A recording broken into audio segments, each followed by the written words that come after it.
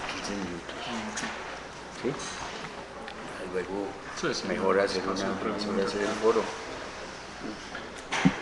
Sí.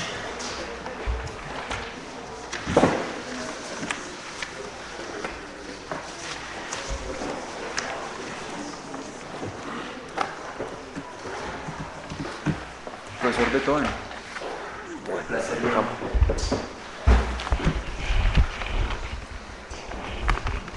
Bien, buenas tardes. Vamos a iniciar hoy el foro, o las tertulias, sobre el análisis del Plan de Desarrollo 2014-2018.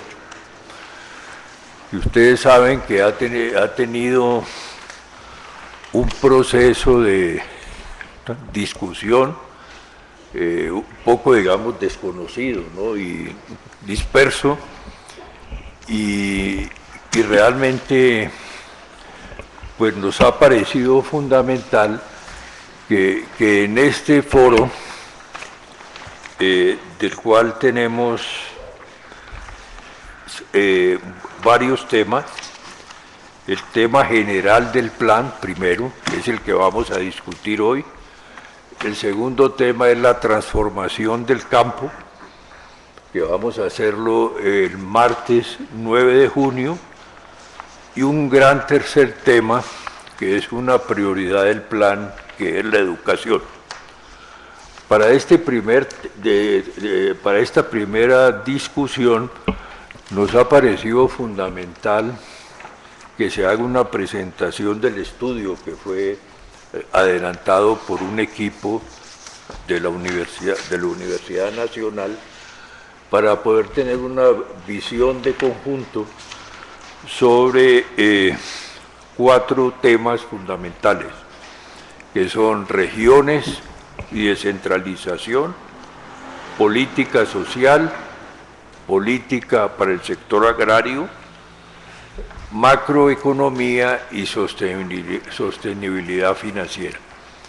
Entonces, vamos a iniciar ya la presentación y discusión, que va a ser moderada por el decano de la Facultad de Economía de la Universidad Nacional, José Guillermo.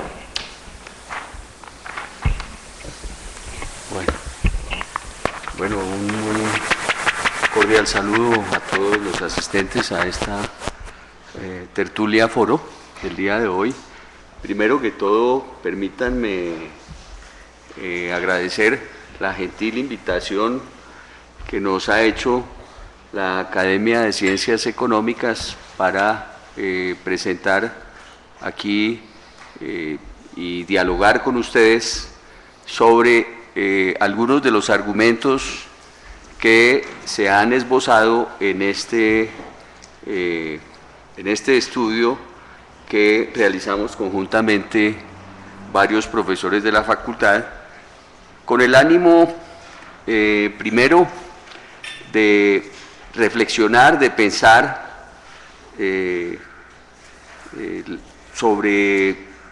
primero sobre la visión del plan de desarrollo, segundo, sobre sus propósitos, y tercero, sobre la viabilidad en términos de los objetivos que él se plantea al señalar que al final lo que busca para, digamos, más largo plazo sería construir la paz de Colombia, pero para hacerlo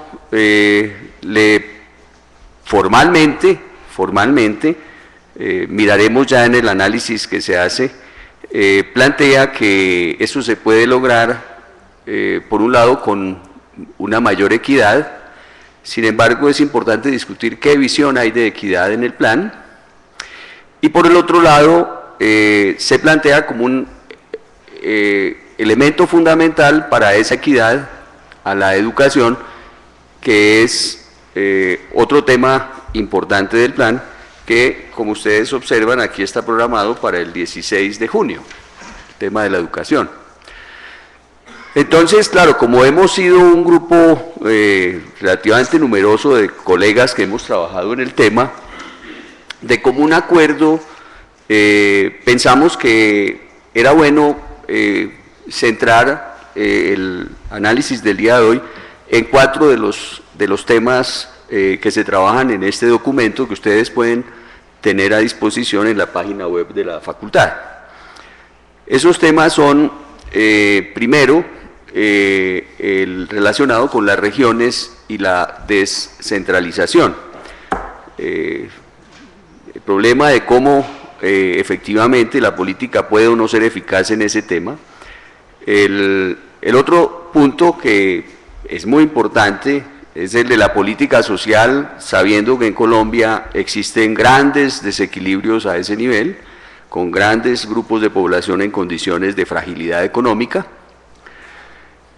El tercer tema va a ser el tema también crucial para la construcción de la paz y de la sostenibilidad en el largo plazo, y es si se construye una solución, digamos, que le dé viabilidad y estabilidad al sector agrario, y eso se va a mirar también el día de hoy. Y en la última parte se va a hacer una cierre, es importante porque tiene que ver con el enfoque a nivel macroeconómico, que nos compete a los economistas, y el problema de cómo el diseño macroeconómico permite pensar en una sostenibilidad financiera tanto interna como externa. Entonces, en su orden vamos a desarrollar esos temas. El primer tema lo desarrollará el profesor Darío Indalecio Restrepo, a quienes le damos la palabra. ¿Cuánto tiempo? 15 minutos, la idea es que tengamos 15 minutos en presentación de cada uno de los que intervienen, para que luego podamos tener un foro amplio con la participación de todos ustedes. Bueno, muy buenas noches, muy complacido de estar aquí, creo que por tercera vez en ya 30 años, ¿no? No son muchas. Un gran placer y un gran honor de estar con el profesor Reveis. Si no es responsable del primer ejercicio sistemático de planeación en el país, que tendría que ser necesariamente una planeación nacional y por tanto que considera las especificidades regionales, pues sí responsable del segundo, ¿no? El primero más biológico, más físico, más paisajista, más de la naturaleza, y el segundo introdujo variables más complejas en lo que significa un desarrollo regional. Eso para decir de entrada que esto que estamos llamando Plan Nacional de Desarrollo, construido por el Departamento Nacional de Planeación, ni es un ejercicio de planeación, ni en verdad es nacional, ni tampoco realmente tiene una visión, digamos, del desarrollo de la nación, jalonado o integrando o ampliando el desarrollo de cada una de sus regiones. Esta idea se abandonó. En la década del 60 se formuló el primer programa o plan de desarrollo, Alberto Lleras Camargo. Eran planes decenales, pero era un momento en que se suponía que el Estado tenía un liderazgo en la conducción del desarrollo económico, del bienestar de las personas y de la integración de los territorios y de la sociedad a ese desarrollo y a ese bienestar. Estaban de moda los planes a 10 años, ¿no? Pues la influencia y el peso político del vertiginoso crecimiento de los rusos y del comunismo en desarrollo, pues puso incluso a los países occidentales a desarrollar una vía de ampliación de los mercados, pero con una fuerte intervención desde el Estado. Entonces se trataba de articular una política económica. Bueno, yo voy hay unas listas previas, yo no quiero que todo me entre, ¿sí? Y me destruya la base industrial colombiana, entonces voy a poner unas listas previas y pongo más condiciones a lo que yo menos quiero que entre, y pongo unas tarifas altas en aranceles, y puedo estimular, eso sí, si alguien trae maquinaria para el sector que a mí me interese, pues le puedo dar incluso un dólar diferencial. Si para todos el dólar vale 10, pues para que importe una maquinaria agrícola en unos sectores que yo quiero desarrollar, pues vale 5. Y así, una política comercial, monetaria, crediticia, exterior, que construía un espacio interno de lo económico y que prontamente se dio cuenta en los 60 y 70 que no era suficiente con esa política macroeconómica diferencial, si no tenía una estrategia de ampliación del mercado nacional por la vía de la ampliación de los mercados regionales. Es entonces que entra el profesor Reveis y otros, ¿sí?, a hacer estudios de qué depende el desarrollo regional, cómo ampliamos los mercados, cómo los integramos, entonces qué tanto infraestructura, qué tanto tecnología, qué tanto crédito, qué tanto... Bueno, hay todas esas discusiones apasionantes de la cresta, de la intervención del Estado en el desarrollo de la década del 70, que paradójicamente también empieza el desmonte del aparato ideológico y de intervención del Estado en la economía.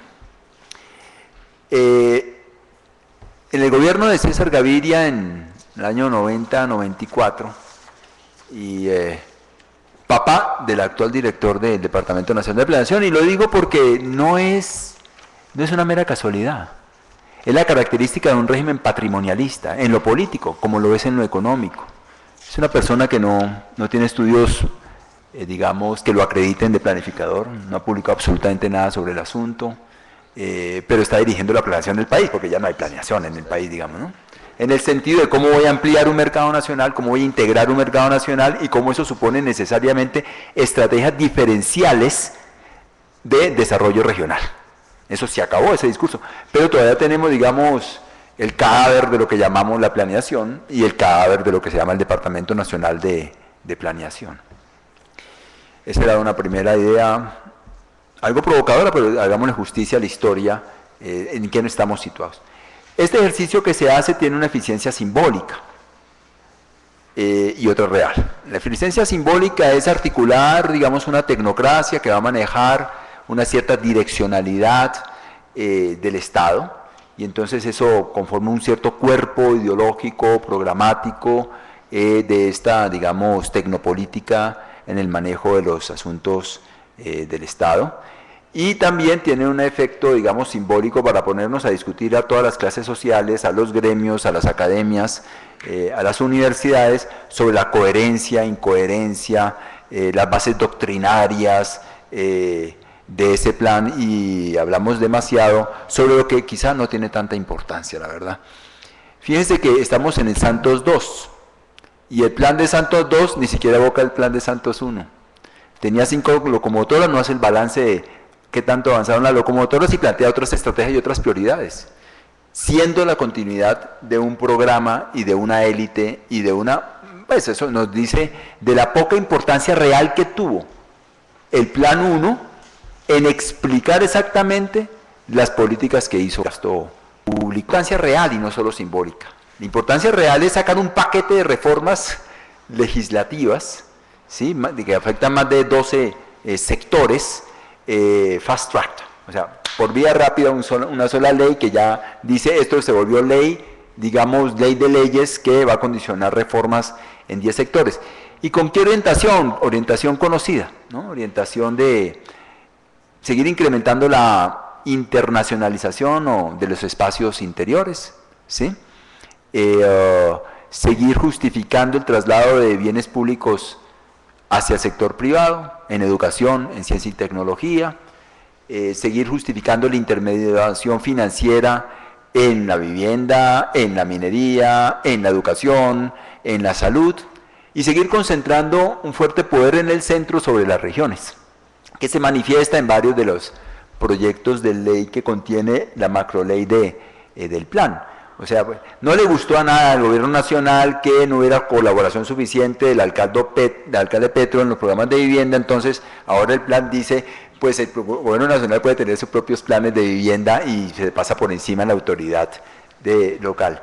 No les gustó tampoco que hubiera ciertos retrasos en la adjudicación de licencias y cuestiones para el desarrollo de la minería, entonces, pues bajados los precios del petróleo, del carbón y de la minería, pues hay un afán de atraer el capital extranjero porque va a venir menos para este país y para los demás, entonces ahí sí, mecanismos aún más expeditos de intervención para adjudicación de zonas estratégicas de la minería, sobre lo cual no puede haber ninguna gobernabilidad e incidencia de lo territorial. Entonces, concentración del poder en el centro con una visión de transnacionalizar, de privatizar y de coger recursos públicos y transferirlos al sector privado. Yo creo que esa es la orientación general del plan. Ahora, sobre lo territorial en específico, quiero decir un un par de cosas, tres cosas. Hay dos grandes fuentes de financiación de lo territorial. Uno es el Sistema General de Participaciones y otro las regalías. Sistema General de Participaciones es eso que viene pues de muy atrás. Desde el 68 se empezaron a inventar unos mecanismos de financiación de las entidades territoriales y se priorizó salud y educación, y eso se convirtió después en algo mucho más importante políticamente y en términos de plata, que se llamó la descentralización. Lo que nosotros conocemos como descentralización es eso. ¿Sí? Es una cantidad de plata que se transfiere a las entidades territoriales para unas funciones, y esas funciones son de política social. Salud y educación se llevan más del 70% de esa plata, y cuando uno mira los otros sectores, pues vuelve a aparecer salud y educación y terminan llevándose más del 80% de la plata que se transfiere. Desde el gobierno de Pastrana en su último año, ha habido un recorte muy importante a la tasa de crecimiento de esas transferencias. La Constitución de 1991 hizo un pacto político que dijo: el 46% de los ingresos corrientes van a ser transferidos a las entidades territoriales. Quiere decir que una bolsa que expresa como un corcho: el crecimiento de la economía sube los ingresos corrientes, bajan los ingresos corrientes. Es un indicador muy sensible de la capacidad de un país de producir riqueza. El pacto del 91 dijo: bueno, entonces la vamos a repartir casi que por mitades entre la nación y las entidades territoriales. Un primer golpe al finales del gobierno de Pastrana. Acuérdense que venía la crisis de 1998, crisis mundial, que nos pegó también a nosotros, y en vez de atacarse, digamos, a disminuir una cantidad de otros sectores, se atacaron a disminuir el índice de crecimiento de las transferencias, y se pasó de 46% de los ingresos corrientes a cercano al 38%, y después el senador Uribe se había opuesto a eso, pero ya una vez presidente volvió a pegarle un segundo zarpazo, y hoy estamos en unas transferencias de ingresos corrientes cercanos a los 28%. O sea, una contrarrevolución centralista en los recursos. Tengo el cuadrito, pues estamos tan cerquita, que lo pueden ver, este rojito. ¿Sí? No. Créanme entonces. El rojito. Más abajo. Ah, porque ahí. Ahí está bien. Sí. Bueno. Es decir, la riqueza, la capacidad de producir riqueza se empezó a descentralizar entre la nación y las entidades territoriales, y desde el 2002 se empezó otra vez a revertirse eso hacia un gran centralismo. ¿Y para qué era la descentralización? Decía, para la política social, ¿sí? Y lo que estaba la otra tendencia, el otro cuadrito que es igual al anterior, es que cada vez más el gasto social se ejecutaba por vía descentralizada. Eran las entidades territoriales las que ejecutaban cada vez más un porcentaje mayor de la política social. Eso también se revirtió, empezó a caer, pero no porque el gasto total en política social haya disminuido, no, siguió aumentando. Entonces hay que retener los dos conceptos. El porcentaje del gasto social descentralizado no cesa de bajar, y el porcentaje del gasto social no cesa de crecer. Entonces, ¿dónde está la plata? En el gobierno central. Es decir, lo que era un derecho constitucional, con una regla, perfectible siempre, de una fórmula, de descentralizar unos recursos por mitades entre nación y entidades territoriales, se vuelven bolsas a cargo de la Presidencia de la República, que ya cubre más de 2.900.000 familias, que son focalizadas y que genera un aparato inmenso de dependencia entre el que recibe el recurso y el que adjudica el recurso. Solo una anécdota me bastaría en un público tan ilustrado. Una empleada en la casa que me ayudaba decía: yo no voy a votar porque eso no importa que uno vote, eso no tiene ningún peso. Y de pronto llega con una manija de color naranja. Y dice: ¿y eso qué es? No, es de la campaña de Santos 1. Pues Santos 1. ¿Y usted no es que no iba a votar? No, es que me llamaron y me dijeron que el subsidio que yo recibo para mis 3 hijos lo iba a perder si ganaba el doctor Mocus. Porque el doctor Mocus hablaba muy mal de la focalización y de la dependencia y de la asistencia, y él dice que hay que tener una política que se acerque a universalizar servicios. Entonces me dijo que si ganaba Mocus se perdía, así que yo voy a votar por el doctor Santos 1. Y pudiera llamarse de cualquier otra manera. O sea, esta ya no es un derecho, ya no es universal, ya no es por una regla que adjudica recursos, son bolsas gigantescas a cargo de la discrecionalidad del aparato paralelo al proceso de descentralización a cargo de la Presidencia de la República para adjudicar recursos focalizados. El otro comentario sobre lo territorial, decía que eran 3, acelero para decir los otros 2, es que es descentralización de política social, no descentralización de política económica. Expresamente hubo un debate en la Constituyente del 91, donde Rudolf Gómez intervino de manera muy fuerte, y después Guillermo Pérrita muy fuerte, del Banco Mundial muy fuerte y claramente, no vamos a descentralizar política económica y políticas de desarrollo económico, esto es para política social, donde hay cofinanciación y los propios demandantes de la política tienen que participar cada vez más a través de impuestos locales en la financiación de esa política, ese es el objetivo. Y en política económica centralizada, con las orientaciones, digamos, de privatización y transnacionalización descritas. O sea que fue expreso no descentralizar política económica, políticas de desarrollo económico, que era lo que se había llegado en los 70, que no se podía ampliar ni integrar el mercado nacional si no fuera a través de políticas descentralizadas al económico. Entonces existe la bolsa de las regalías, pero las regalías es el saco para todo. Es la dispersión gigante de proyecticos y no está sometido a ningún criterio de transferencia respecto de equidad, respecto de coberturas de infraestructura, de déficit de vivienda, de déficit de empleo, de problemas de migración. O sea, no hay un debate que se pueda traducir con qué criterio yo transfiero plata a las entidades territoriales para desarrollo económico y que sea un criterio debatible públicamente, sino un mecanismo, digamos, de compensación de la clase política territorial que funciona hasta ahora de maravillas para ese propósito. Y lo último comentario es sobre el proceso de paz. Van 3 borradores en La Habana firmados entre el gobierno y las FARC.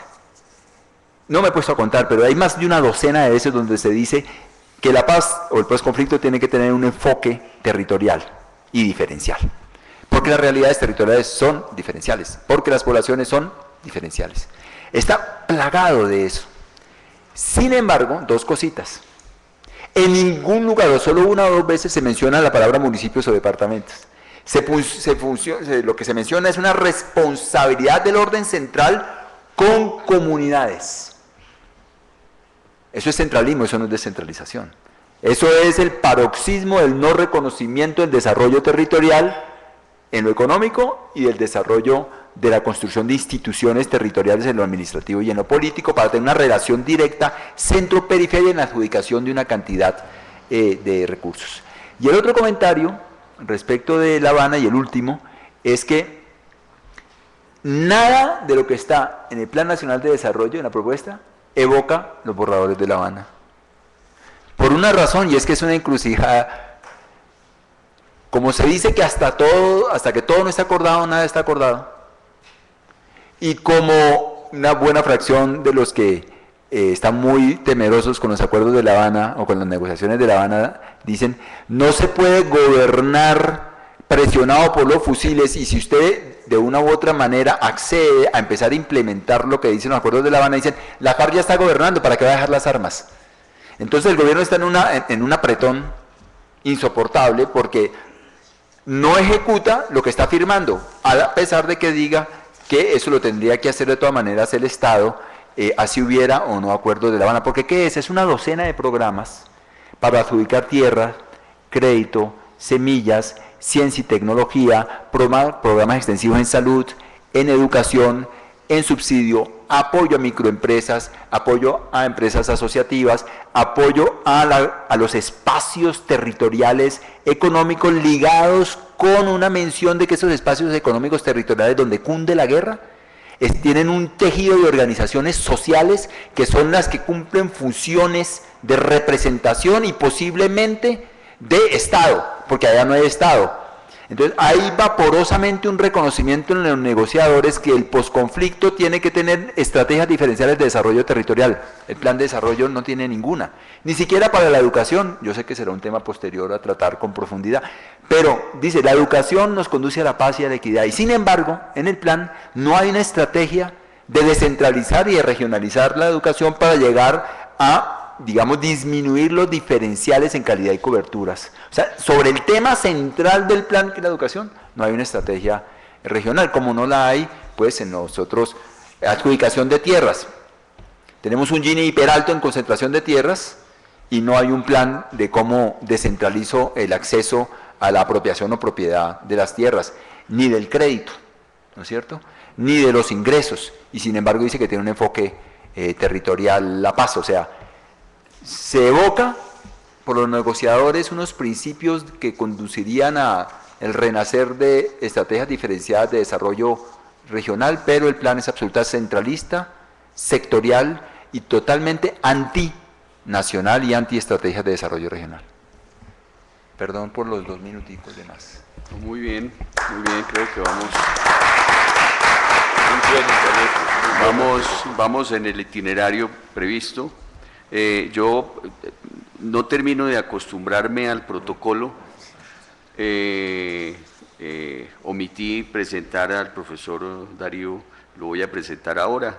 Él es licenciado en Filosofía de la Universidad Católica de Lovaina, hizo maestría en Estudios de Países en Desarrollo de esa misma universidad, es doctor en Historia de la Universidad Nacional y profesor de la Facultad de Ciencias Económicas en las áreas de Filosofía Económica y ya vieron los temas particularmente de desarrollo territorial y descentralización desde hace, estimo, creo más de 20 años, ¿no? 29. Bueno, ahora en el orden de la palabra vamos a presentar al profesor Francesco Bogliacchino, quien nos va a presentar el tema de la política social en el plan de desarrollo. El profesor Francesco Bogliacchino es economista egresado de la Universidad de Torino, en Italia, y obtuvo su doctorado en la Universidad de Pavia.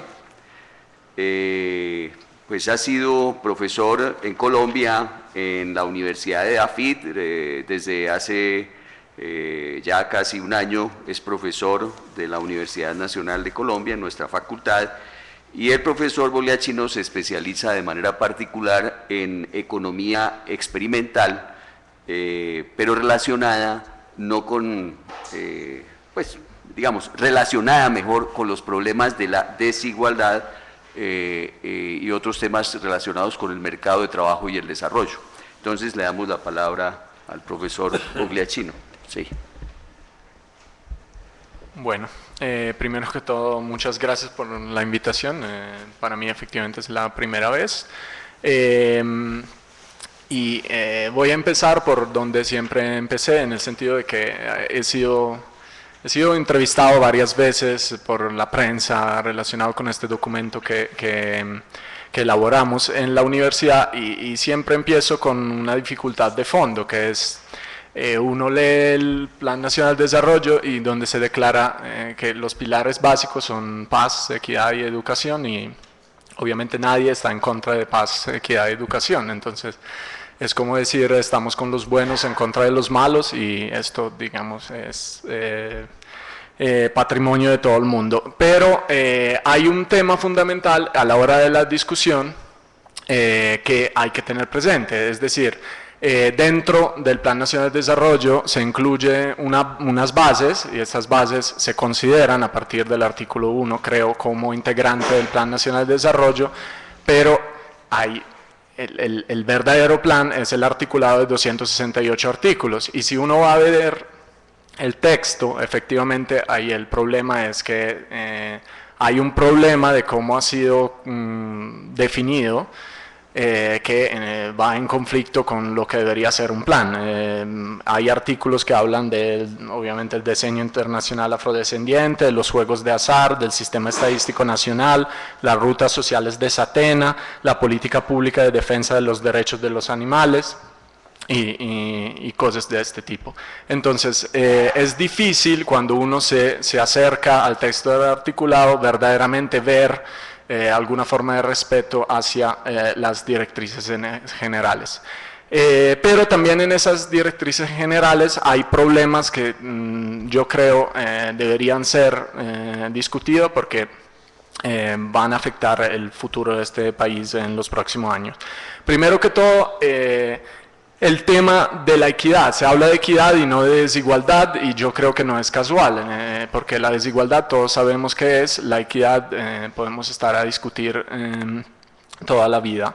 Se habla de la equidad desde una perspectiva estrictamente estática, y eso yo creo que es un reflejo, digamos por conocimiento personal, es un reflejo de la consultoría de la OECD en este documento. Entonces, siempre el tema de hablar de equidad como si todo fuera bien, ¿no?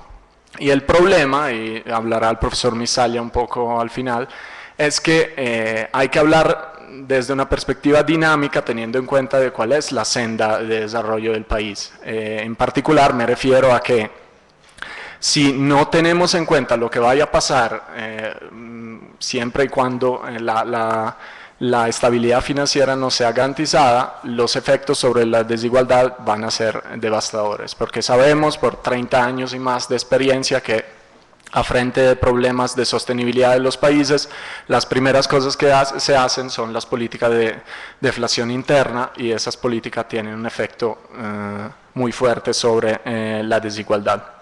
El segundo tema es que se trabaja desde tema general, digamos, antes de entrar en detalles, es que la desigualdad uno la puede ver desde una perspectiva horizontal y desde una perspectiva más dinámica o vertical, que tiene que ver con la movilidad social.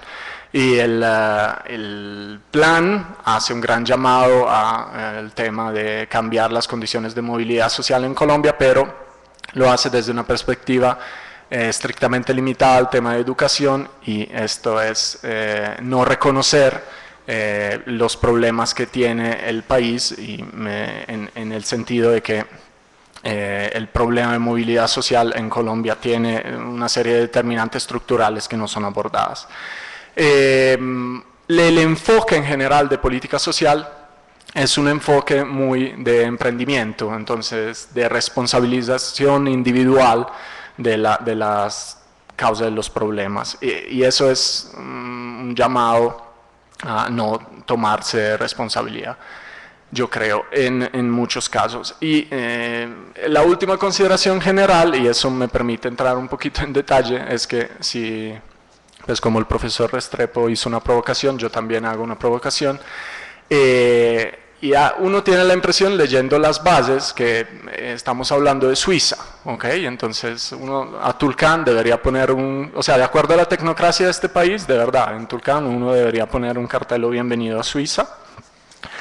Y me refiero a algunas cosas. Primero, ya se habló del tema del posconflicto. O sea, el posconflicto, claro, no se podía incluir en el plan porque obviamente había un tema de polarización política en esto, había un tema relacionado con los acuerdos, nada está decidido hasta que todo está decidido, pero ya sabemos que si vamos a firmar un acuerdo, vamos a tener problemas específicos que requieren intervenciones en términos también de política social. Primero, ya sabemos que van a haber los colados de la paz, exactamente como pasó con el acuerdo con los paramilitares. Entonces, el compromiso que vamos a tener en términos de gasto es mucho más grande de lo que se está planteando en términos de los efectivos. Segunda cosa, es más que probable que haya un crecimiento de la tasa de violencia. Esto pasa en cualquier acuerdo de paz, porque obviamente o encontramos una solución económica para todos los que están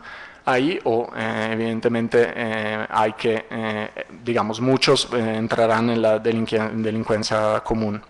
Segunda cosa, hay puntos planteados que requieren un compromiso en términos de gasto público que no se aborda desde ninguna perspectiva en el Plan Nacional de Desarrollo, y estamos hablando de un compromiso muy fuerte en una condición estructural como la colombiana, donde el sistema tributario es un sistema completamente delirante,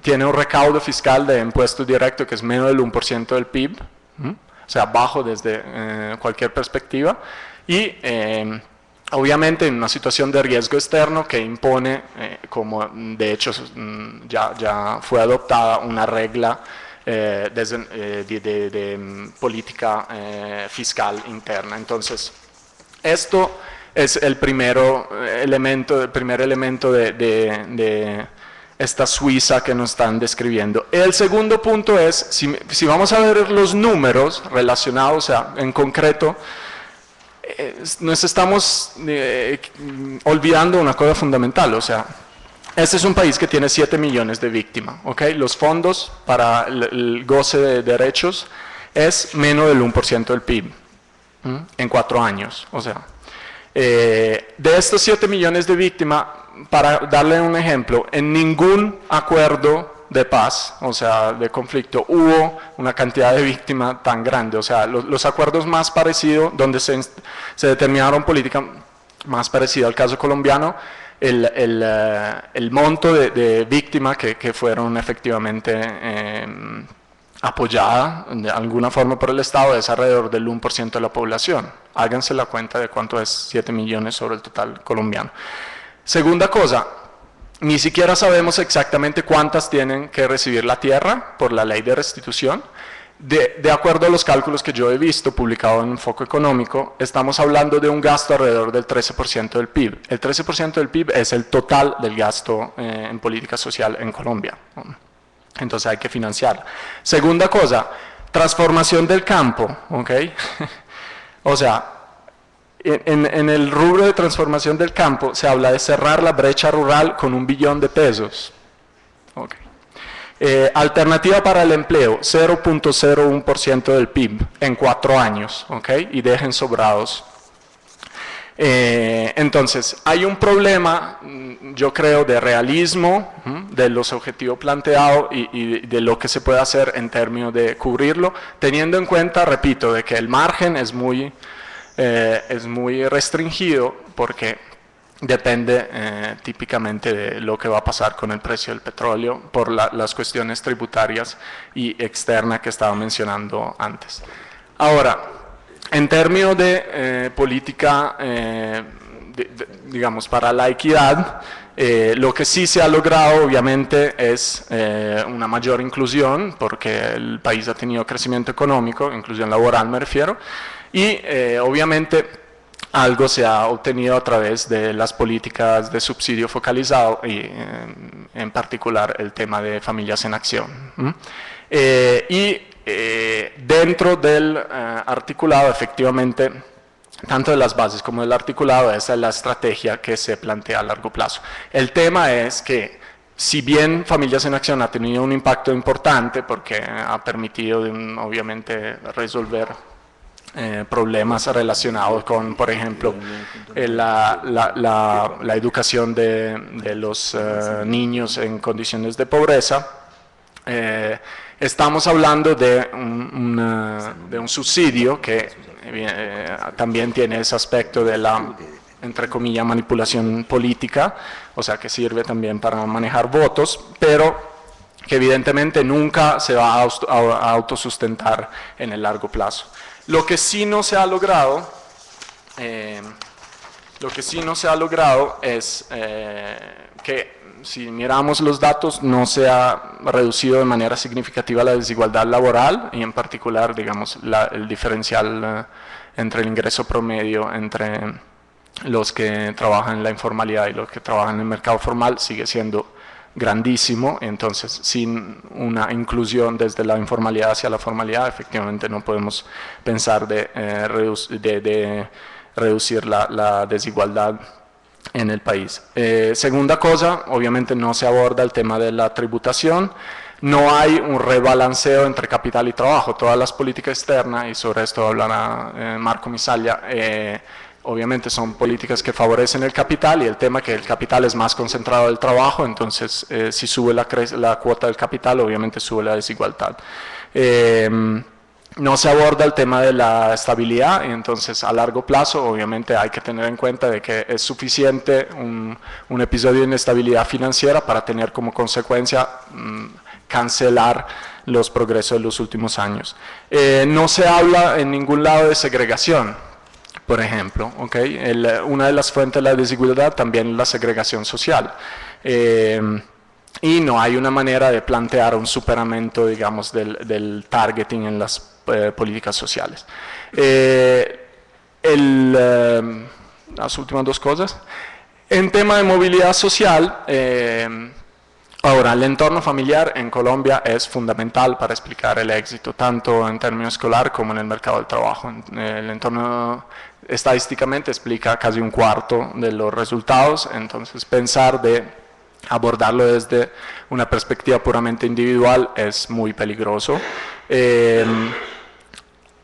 Por lo tanto, abordarlo solamente desde la perspectiva de educación es complicado. Además, lo aborda a través de un instrumento que es el crédito beca, que otra vez individualiza y responsabiliza y favorece el acceso a deuda por parte de las nuevas generaciones, y lo que sabemos de los países donde se han implementado este sistema es que Estados Unidos ahora tiene un problema espantoso de deuda de los jóvenes, o sea, la nueva generación, y hasta los países más igualitarios, o sea, los países escandinavos que han seguido esa política de acceso a educación superior, en este caso a través del crédito, ahora tienen efectivamente problema de desigualdad de la riqueza relacionado con esto.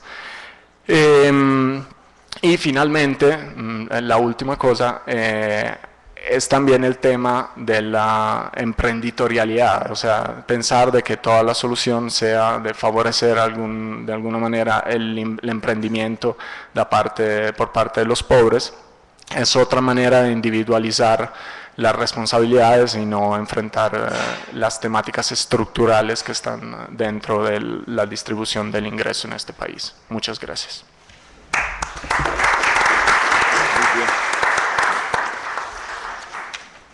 Bueno, entonces, continuando con este examen del plan, ahora vamos a darle la palabra al profesor William Chavarro.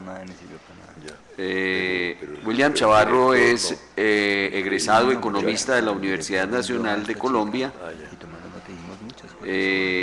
con maestría en estudios sobre desarrollo rural de la Pontificia Universidad Javeriana.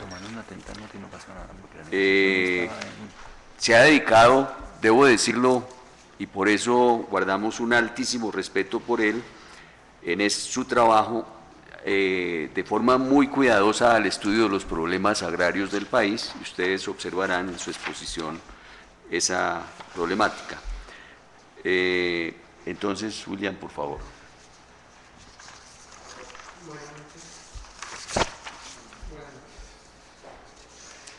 Muy contento de estar acá. Un honor estar con ustedes y bien asustado también. No me acostumbro a hablar delante de la gente. Bueno, sí, en la parte del estudio que yo hice, a la que estuve acá, fue sobre el sector agrario. ¿El agua sabe eso? Bueno, Sí. y el sector agrario. Sí, está bueno, ¿no? El sector, ya, gracias. Y el sector agrario, pues, a primera vista parece un tema bien aburrido porque allá nunca pasa nada. Estamos en las mismas desde hace por lo menos, pues si uno mira los trabajos de 70 de Jesús Antonio Bejarano, pues estamos en el mismo desasosiego rural de la década de los 30, con nuevos actores y nuevos elementos, pero la configuración territorial de alguna manera persiste, ¿sí? En Colombia hay una alta concentración de tierras rurales y eso no lo duda nadie. El problema pues está en las diferentes interpretaciones de ese fenómeno. Cuando miramos el plan de desarrollo Santos II, pues el susto que uno le da es que no es la dificultad de encontrar ahí las mismas estructuras pasadas, sino el susto es que está todo igual, ¿sí? Terriblemente igual. Por eso, digamos, cuando uno habla para la agricultura es más pertinente la analogía, no la analogía de la locomotora, si anda o no anda, sino la de los rieles, ¿no? Que es un camino por el que uno no se puede salir. A pesar de aburrido, pues a mí me parece muy interesante el asunto agrario porque creo que nos ofrece una oportunidad maravillosa y es poder repensar el capitalismo o un modo de producción capitalista, no solamente en términos de un modo de distribución, que digamos es lo que ha venido pasando crecientemente en los últimos bastantes años, pensar y repensar cómo es que un sistema capitalista distribuye, o más bien, sí, distribuye concentradamente cada vez más recursos, sino que la agricultura nos da la oportunidad de pensar una economía capitalista como un modo de producción, que algunos dicen que fue uno de los principales avances de la obra de Carlos Marx, preguntarse cómo es que se produce en el capitalismo. Y esa pregunta pues nos lleva a una cuestión tecnológica. Y creo que la agricultura nos ofrece la oportunidad maravillosa de encarar el determinismo tecnológico, que como todos los determinismos pues pasa casi que invisible, eso no se ve, ¿sí? Lo mismo pasa con las revoluciones sexuales, con los grupos LGBTI, sí, es un determinismo tan sumido y durante tantas décadas que uno ya ni se pregunta por eso. De hecho, en una de las reuniones recientes con los profesores hablábamos que para las explotaciones mineras y petroleras el único problema que les queda aquí para adelante en realidad son las comunidades, pues porque cada vez se pregunta menos sobre si eso se debe o no se debe hacer, sí, es decir, se hace porque es necesario para el crecimiento, punto, y miremos a ver qué hacemos con la gente que está allá. Pero en términos tecnológicos, sí, que es una discusión que ha venido crecientemente cobrando mucha importancia, desde la publicación de Rachel Carson a finales de los 60 de la primavera silenciosa. Creo que hoy los herederos de ese movimiento hippie de el amor puede salvar el planeta ha vuelto a coger mucha fuerza, y creo que la agricultura en particular nos abre puertas y ventanas a esa perspectiva. ¿Por qué? Pues porque allá tenemos todavía, aunque en vía de extinción, lo que uno llama economías campesinas, ¿sí? Que son sistemas productivos no capitalistas. Y aunque yo puedo entender que la economía campesina cada vez se vea más como una saudade, como una nostalgia en algunos grupos, algo que ya tuvo su oportunidad, y otros pues la ven como la ven en términos de brecha y de atraso como algo que debe ser incorporado al crecimiento económico, si uno mira con más cuidado, creo que allá hay un universo tecnológico por redescubrir y revalorar. Pues no estoy diciendo nada nuevo, digamos, ustedes pueden llamar eso agricultura ecológica, agricultura biológica, agricultura alternativa, en fin. Creo que ese tipo de producción nos ofrece esa oportunidad. Cuando uno mira el plan de desarrollo, pues eso no aparece por ningún lado, ¿sí? Entonces la lectura que yo hice de los temas agrarios en el plan de desarrollo, además que pues además ahí hay dos ejes, ¿no? Transformación del campo y crecimiento verde, pues en realidad está como más disperso a lo largo del plan. La lectura que yo hice fue desde esa perspectiva, desde hombre, ¿cómo podemos preguntarnos un sistema capitalista ya no solamente como un modo de distribución, sino como un modo de producción? Y por eso es que yo la miro o la intenté leer desde la economía campesina. Conclusión, pues ahí no cabe la economía campesina por ningún lado, no está y no está. Yo recuerdo recién fue elegido Santos I, una pequeña discusiones en círculos académicos sobre que el patrón agrario con Santos iba a cambiar, porque yo recuerdo recién él fue elegido, prometió 2 zonas de reserva en Montes de María, de hecho las están haciendo, y le devolvió la personalidad jurídica a las zonas de reserva como Cimitarra, que había estado muy perseguido durante el gobierno de Uribe. Entonces eso como que sentó algunas esperanzas de que con ese señor algo iba a cambiar en el mundo rural. Nada, pues en realidad no cambió nada y eso pues no sorprende de ninguna manera. Se retoman los mismos elementos que han venido configurando el riel, ¿sí? del sector agrario, y en particular cobran explícita fuerza 3 elementos que son, primero, pues digamos, la tenencia de la tierra sigue tratándose con un profundo desdén, y para enfrentar esa situación, lo que yo les decía, nadie niega que la tierra está concentrada, pero depende usted cómo lo interprete. Entonces, digamos, si uno recuerda, digamos, creo que por el contexto particular de Colombia, ¿sí? De altísima concentración de tierras, y estamos hablando que los Ginis, digamos, están arriba de 0,65, 0,70 en muchos municipios. Cuando uno hace el Gini de tierras por propietarios, los patrones de concentración incluso se aprietan más todavía, si la concentración es mucho más alta cuando usted la mide por propietarios. Si usted la mide por calidad de tierras, eso no baja mucho, a lo sumo a nivel nacional baja 1 o 2 puntos, ¿sí? Como para refutar la tesis de que en Colombia están concentradas las tierras, pero las de menor calidad. Cuando usted controla o lo calcula por la UAF, eso no baja, sí, creo que a nivel nacional, si por tierras está en 0 o estaba en 0,81, 0,82 hace unos 8 años, por calidad de tierra baja 1 punto nada más. Entonces tenemos el problema de la tenencia de tierras, que para enfrentar esa situación paradójicamente pues seguimos retomando elementos de la economía clásica, de esa economía clásica de comienzos del siglo XIX, que es la economía rigardiana. En ese modelo económico, pues la concentración de tierras per se no es mala, ¿sí? Y el terrateniente, de hecho, en Ricardo, en esa economía clásica, no era un parásito, pues el que viene a decir que es un parásito es Marx, y después en la economía marginalista también la percepción del terrateniente cambia, pero en la economía clásica, y creo yo que está más viva en este plan de desarrollo que nunca, el terrateniente no es un parásito, no es un actor que perjudique el crecimiento económico. Y la concentración de tierras per se no es mala, lo que hay que hacer es ingresarla o meterla en procesos productivos, no necesariamente redistribuirla. Esa es la posición básica. ¿Cómo se negocia eso en un contexto de alta concentración de tierras? Pues con una figura que también tiene más de un siglo, que son los famosos derechos de superficie. Los derechos de superficie los han querido meter desde el gobierno de Uribe, con el estatuto ese rural que le tumbaron por no haber hecho la consulta previa, ¿se acuerdan? Ahí los derechos de superficie, o incluso para plantaciones forestales, que es el famoso vuelo forestal, no lo pudieron meter, ¿sí? En los diferentes borradores de la ley de desarrollo rural que intentó hacer Juan Camilo Restrepo hasta cuando fue ministro, que fueron 2 o 3 borradores que salieron, ahí el elemento de los derechos de superficie también era clave, no lo pudieron meter. Y aquí pues lo están metiendo con toda la fuerza. El asunto es que cuando uno mira el proyecto de ley y la ley aprobada, ahí no sé, creo que no aparece por ninguna parte lo de los derechos de uso, derechos de superficie, todo eso está en las bases, que las meten enteritas, creo que es en el artículo 2 o 3 de la ley. Entonces digamos que lo sustantivo, digamos, sí, los supuestos que sustentan las proposiciones de política en lo agrario, en el proyecto de ley, están reservadas a las bases. Entonces en las bases usted no encuentra los derechos de superficie, que es una cosa clave para poder negociar el uso en la concentración de tierras. Cuando la SAC dice, ¿sí? Y ahí hay una fisura entre las élites, cuando la SAC dice que Fedegan podría producir la misma cantidad de carne que está produciendo, pero con 20 millones de hectáreas menos, es eso. Sí, es eso, denos tierra, no vamos a tocar la propiedad, déjenos la que nosotros sí la podemos usar. ¿Sí? De hecho, en ese momento la UPRA tiene abierta una convocatoria para contratar a un equipo de profesionales que diseñe formas contractuales de acceso a la tierra, de tenencia de la tierra sin modificar la estructura agraria, o sea, sin modificar la propiedad. Es totalmente consistente con el Plan Nacional de Desarrollo, que si usted mira estos 50 años atrás, pues se aburre mucho.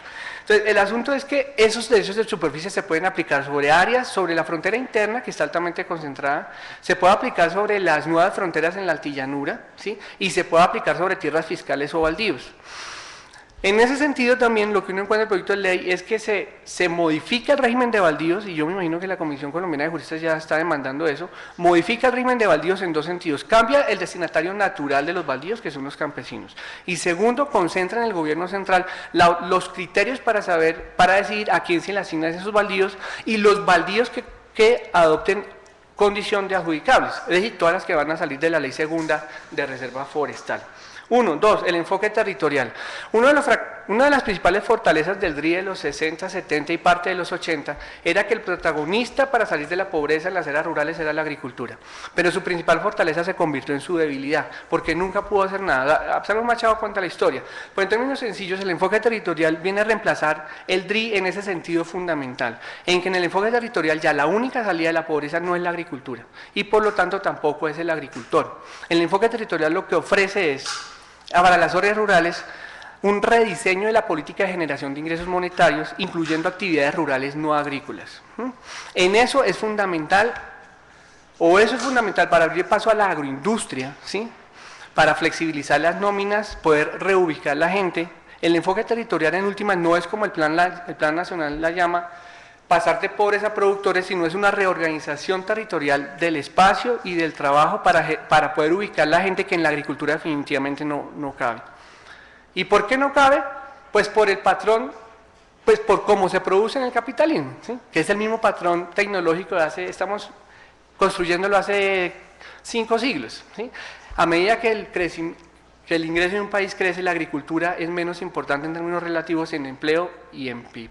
Entonces, ahí la agricultura tiene que sacar gente en términos reales, ¿sí? Mandarla para otro lado.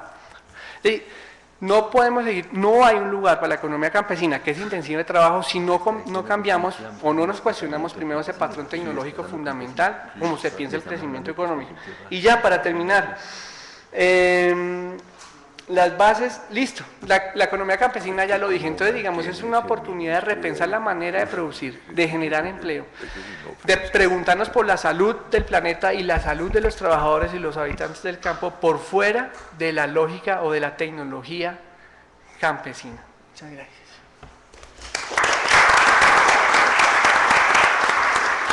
Bueno, ustedes observarán que apenas, hoy lo que se está presentando es como un barnizado, ¿no?, de cada tema, porque cada tema tiene sus honduras y requerirían unas sesiones más amplias para poder ahondar en el detalle de los fundamentos de cada problemática. Bueno, ahora vamos a pasar al último tema de la sesión del día de hoy, que tiene que ver justamente con el aspecto de la macroeconomía y la sostenibilidad financiera del plan. Le hemos pedido entonces al profesor Marco Missaglia que nos haga esa presentación. Él va a tratar de interpretar el aporte que él hizo y combinarlo con el aporte que hizo otro colega, el profesor Álvaro Moreno, porque ambos se complementan en observar y en examinar la forma como en el plan aparecen unos serios interrogantes sobre la sostenibilidad en el aspecto financiero, tanto interno como externo. Señalo, el profesor Marco Missaglia es economista y doctor en economía de la Universidad de Pavia, Italia. Ha sido profesor también en la Universidad de Bethlehem en Jerusalén, creo. Sí. Jerusalén. Y en Colombia, en Italia fue también profesor en la Universidad de Pavia, y en Colombia ha sido profesor en un convenio que la Universidad de Pavia ha tenido con la Universidad de San Buenaventura en Cartagena, y desde hace 3 años forma parte del cuerpo docente de nuestra facultad en la Universidad Nacional. Profesor Marco. Muchas gracias.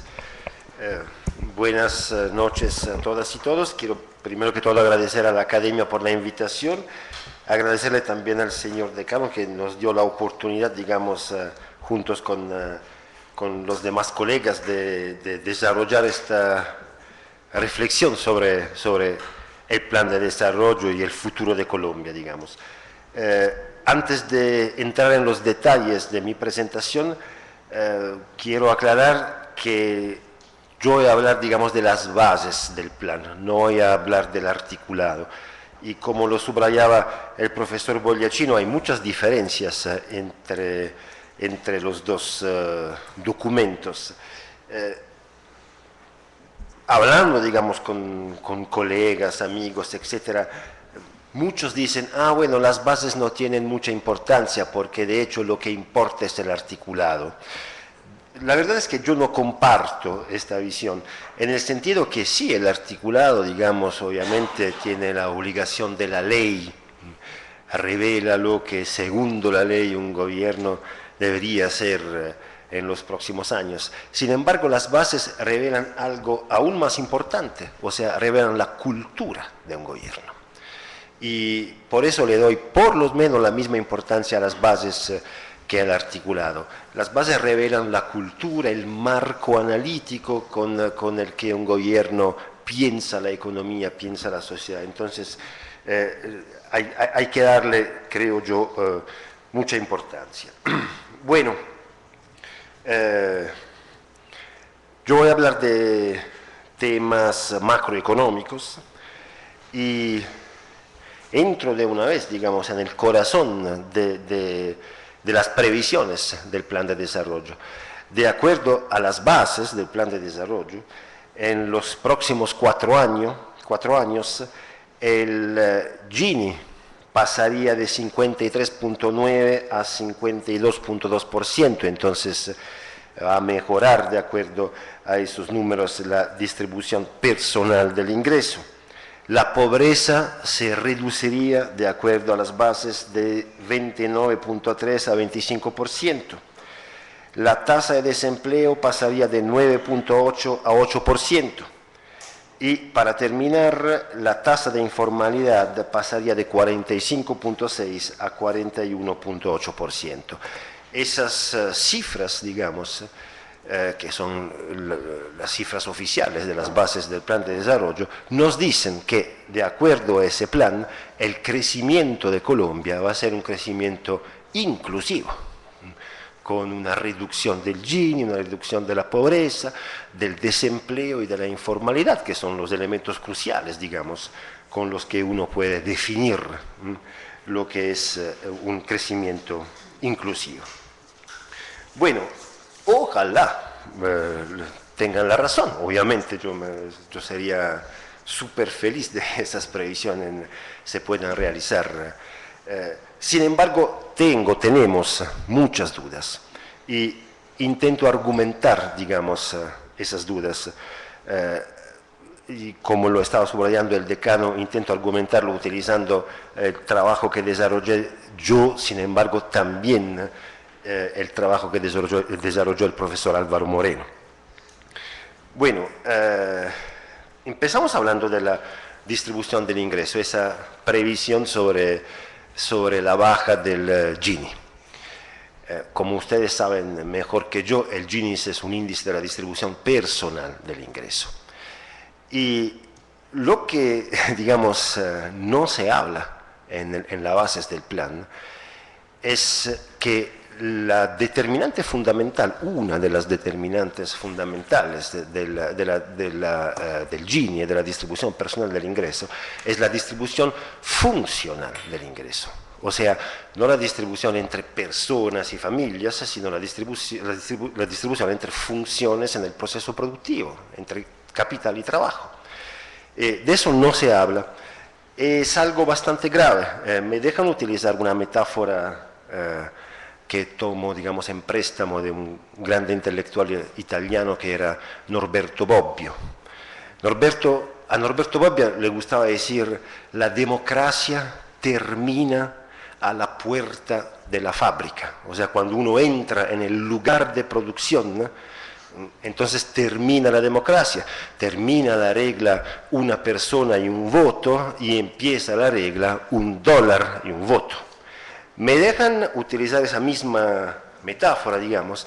La economía comienza adentro de la fábrica, antes de salir la puerta de la fábrica. La distribución funcional tiene una prioridad lógica y cronológica, diría yo, con respecto a la distribución personal del ingreso. Infortunadamente, en los últimos años, con la maravillosa excepción de Tomás Piketty, casi todos los estudios sobre la distribución siempre hablan de la personal sin nunca hablar de la funcional, olvidándose, digo yo, de esa prioridad lógica y cronológica. Bueno, mirando la distribución funcional del ingreso, hay que decir lo siguiente: en los últimos años, en Colombia, como en casi todo el mundo, esa no es una excepción colombiana, la distribución personal del ingreso ha empeorado, en el sentido que ha bajado de forma bastante importante la participación de los ingresos de trabajo en el total. Y de acuerdo a unas simulaciones realizadas por el profesor Álvaro Moreno, la distribución personal seguirá empeorando. En particular, los salarios pasarán de representar el 41.7% en 2012 al 38.4% en 2018. Eso se debe a muchas razones. Las reformas, digamos, de flexibilización del mercado del trabajo es una razón importante. La conducta de la política monetaria, la regla de Taylor, es otra razón importante. Sobre todo, diría yo, la política de apertura de Colombia en los últimos 15, 20 años. Eso ha sido determinante, digamos, como causa del empeoramiento de la distribución funcional del ingreso. Siempre cuando un país se globaliza, se abre, baja la cuota de los ingresos laborales. Bueno, hay muchísimos estudios, muchísimos, para Colombia y para el mundo en general, que demuestran que hay una correlación negativa fuertísima entre distribución funcional y personal. Si entonces uno toma en cuenta esta tendencia de la distribución funcional del ingreso, el Gini en los próximos años no va a mejorar, sino a empeorar, solamente debido a lo que le va a pasar a la distribución funcional. Y de acuerdo a los cálculos realizados del profesor Moreno, en particular el Gini aumentará a 54.4 en 2018. Digamos, la intuición, más allá del numerito, que como tal no es tan importante, es esta. La distribución funcional es prioritaria, lógicamente y cronológicamente, y por las razones que he intentado analizar muy rápidamente, digamos, va a empeorar, y entonces, sin políticas sociales mucho más agresivas, también el Gini va a empeorar. Y con eso, muy probablemente se puede decir que el crecimiento de Colombia no va a ser inclusivo, sino excluyente. Eso es lo que más probablemente va a pasar. Otro punto macroeconómicamente importante se refiere, digamos, a la sostenibilidad del patrón de crecimiento colombiano. Intento ser lo más concreto posible. Ustedes saben que si toman las cuentas nacionales y calculan la suma de tres diferencias, la diferencia entre ahorro y inversiones del sector privado, o sea, empresas y familias, más la diferencia entre ingreso del gobierno y gasto del gobierno, más la diferencia entre importaciones y exportaciones, esta suma siempre es igual a cero, por definición, en las cuentas nacionales. ¿Okay? Se trata de los así llamados balances financieros de los sectores institucionales, sector privado, sector público, sector externo, digamos. Y muchísimas veces, no solamente los que redactaron el Plan Nacional de Desarrollo, sino muchísimos economistas en el mundo, se olvidan, literalmente se olvidan, que la suma de esos tres balances siempre es cero, en cualquier país, en cualquier momento. La implicación es muy fuerte. ¿Por qué? Tomamos un país, Colombia, obviamente, por ejemplo, en el que hay un déficit importante, voy a hablar de eso en la última parte de mi presentación, un déficit importante de la cuenta corriente, o sea, las importaciones son mucho más elevadas que las exportaciones. Esto es el balance financiero del sector externo. Un país en el que hay un superávit fiscal primario. Y en ese país, necesariamente, debido a que esa suma era igual a cero, el sector privado tiene un déficit en su balance financiero. Porque eso es así por las cuentas nacionales, tiene que ser así. Y nunca tenemos que olvidarlo. Un país en el que se desarrolla sistemáticamente un déficit de cuenta corriente y en el que el gobierno siempre, digamos, tiene como objetivo un superávit fiscal o un déficit muy contenido, es un país donde el sector privado tiene que endeudarse, necesariamente. Y eso es exactamente lo que ha pasado en Colombia a lo largo de las últimas 2 décadas. Hay en particular un número que yo evalúo como digamos, muy contundente, que es el siguiente. Cuando el sector privado entonces es muy endeudado en Colombia, hogares y empresas. Sin embargo, sobre todo hogares. La deuda de los hogares es mucho más importante de la deuda de las empresas. Y ya eso, después le doy los numeritos porque son numeritos importantes. Sin embargo, primero me gustaría reflexionar sobre las implicaciones en términos de crecimiento, digamos, de sostenibilidad del crecimiento. En una economía sana, entre comillas, son las empresas que se endeudan normalmente. ¿ok? Eso es lo que sí hemos aprendido, digamos, en los cursos básicos de economía. ¿No? Los hogares le hacen préstamos a las empresas, ¿ok? En Colombia no está pasando eso. En Colombia son los hogares que se endeudan, que es un signo sobre el cual toca reflexionar. ¿En cuál medida se endeudan los hogares? El endeudamiento medio pasó del 20% de los salarios en el 2002 al 57% de los salarios. El hogar promedio colombiano, que se endeudaba en 2002 por un monto equivalente al 20% de su salario, se endeuda hoy en día por un monto equivalente al 57% de su salario.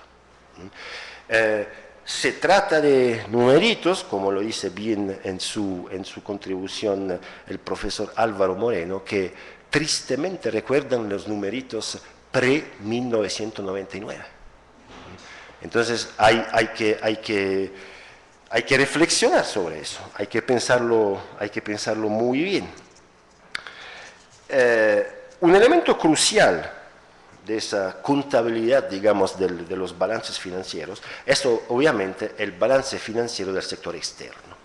Les estaba contando que el déficit de cuenta corriente de la economía colombiana es un déficit bastante importante.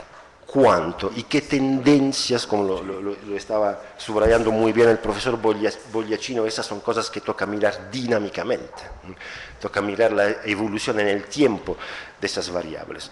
Bueno, hoy en día el déficit en cuenta corriente de Colombia es alrededor del 3.6, 3.7, dependiendo de las estimaciones del PIB.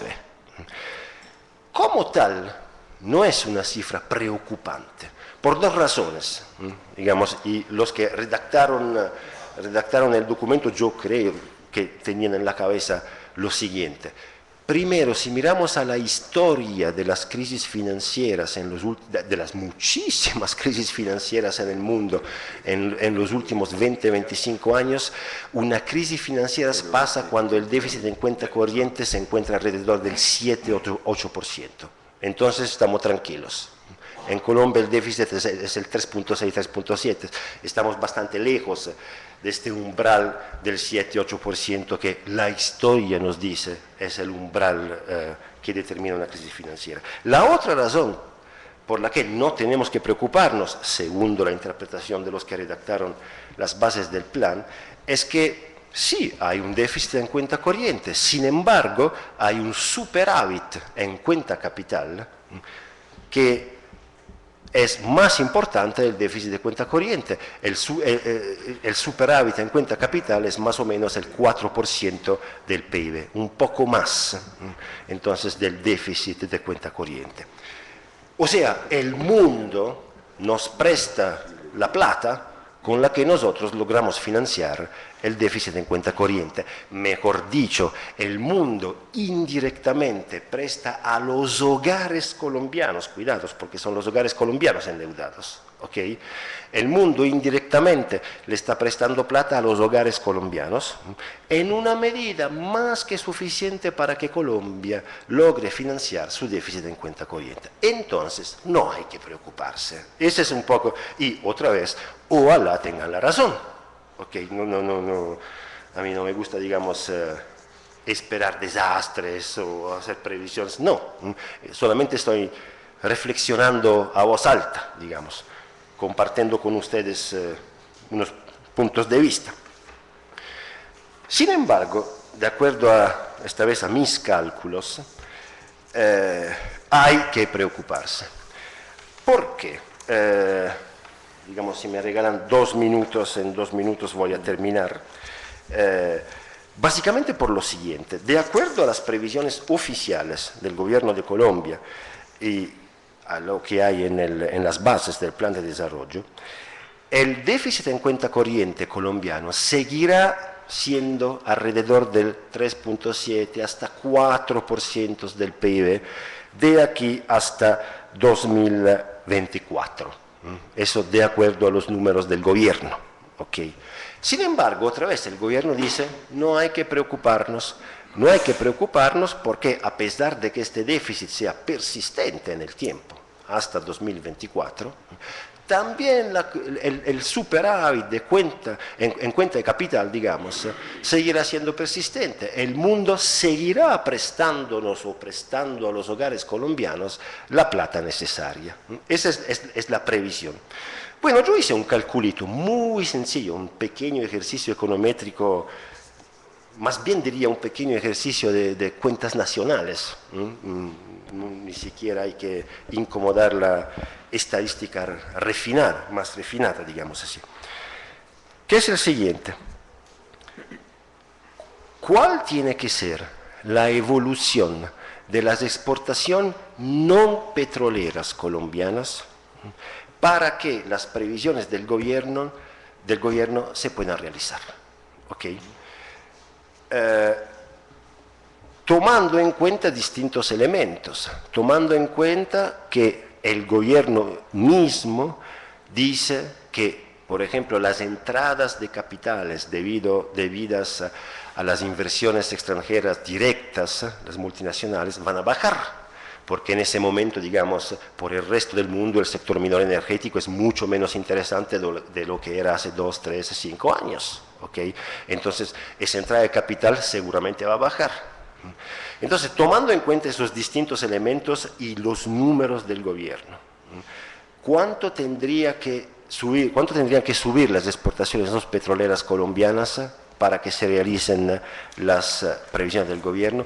Muchísimo. Según mis cálculos, el porcentaje sobre el PIB de las exportaciones no petroleras tendría que subir desde el actual 9% hasta por lo menos 13-14%, dependiendo de la evolución de otras variables. ¿Okay?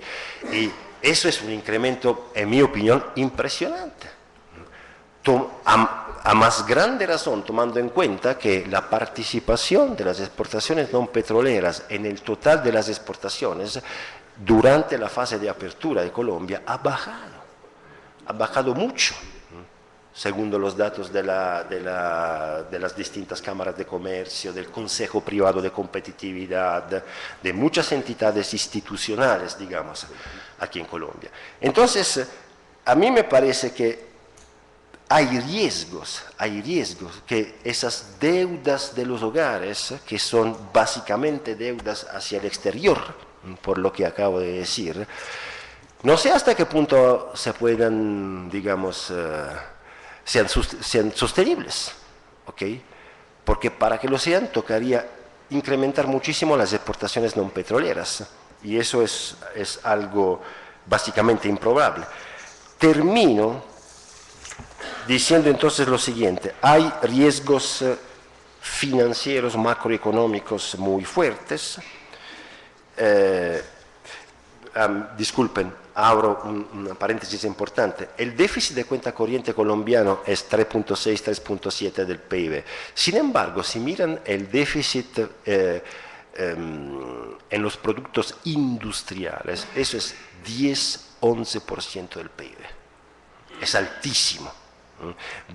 El déficit comercial colombiano es mucho más alto del 3.6 y el déficit en cuenta corriente es un poco más bajo por otras razones. Sin embargo, por los otros elementos que básicamente las remesas de los colombianos que trabajan afuera del país, etc.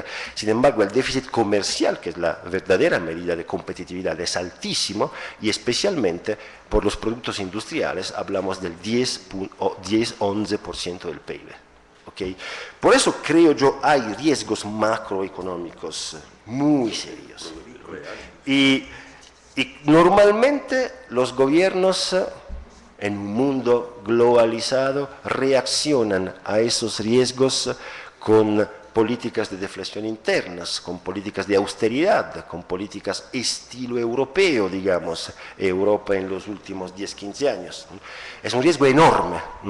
Y si quieren el debate podríamos hablar de lo que en mi opinión tocaría hacer, digamos, para regresar a un camino de crecimiento más sostenible en el tiempo.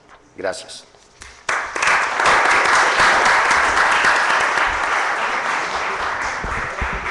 Bueno, entonces, como observarán, es apenas una aproximación a estos temas.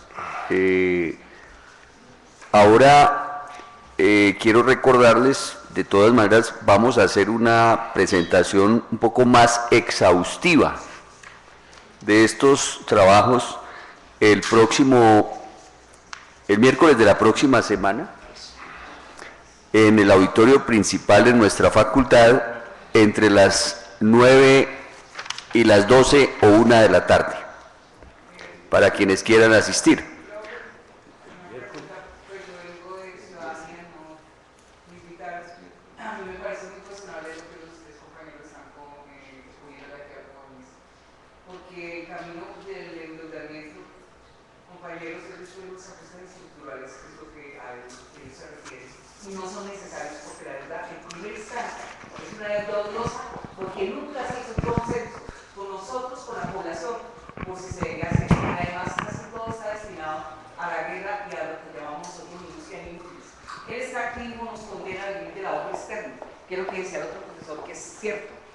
Pero la interpretación de estas realidades, es decir, utilizan pequeñas verdades por utilizar una gran mentira. Le están pasando la mano por el lomo al neoliberalismo, es decir, a la vida adscrita a las leyes del mercado, en donde el Estado se convierte en simplemente un ente regulador y no en un ente que vele por los intereses generales de una nación.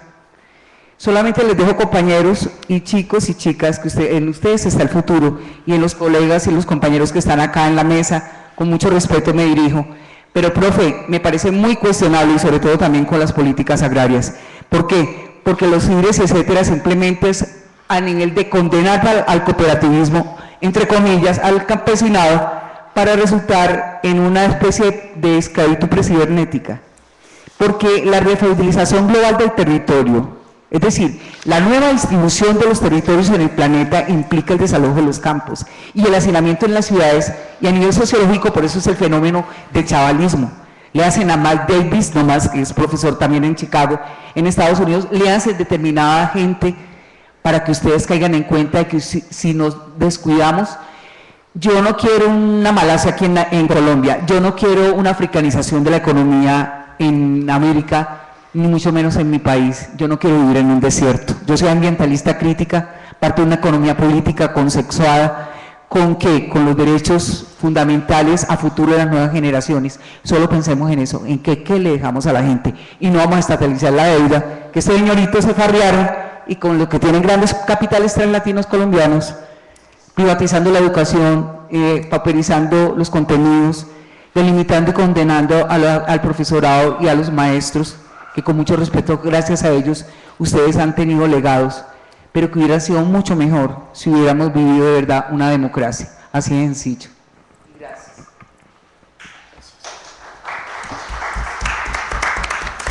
Bueno, estaba diciéndoles que tendremos entonces una presentación un poco más detallada de estos argumentos y seguramente será mucho más explicativa en algunos aspectos que acá fueron, digamos, pasados muy rápidamente.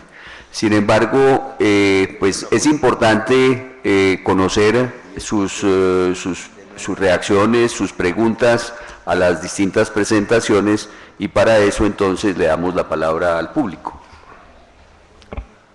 Sí, pues yo no sé si quieres, me gustaría hacer un comentario. Bueno, el profesor Reveis quiere hacer un comentario antes de dar la palabra al público, por favor. Bueno, muchas gracias, José Guillermo.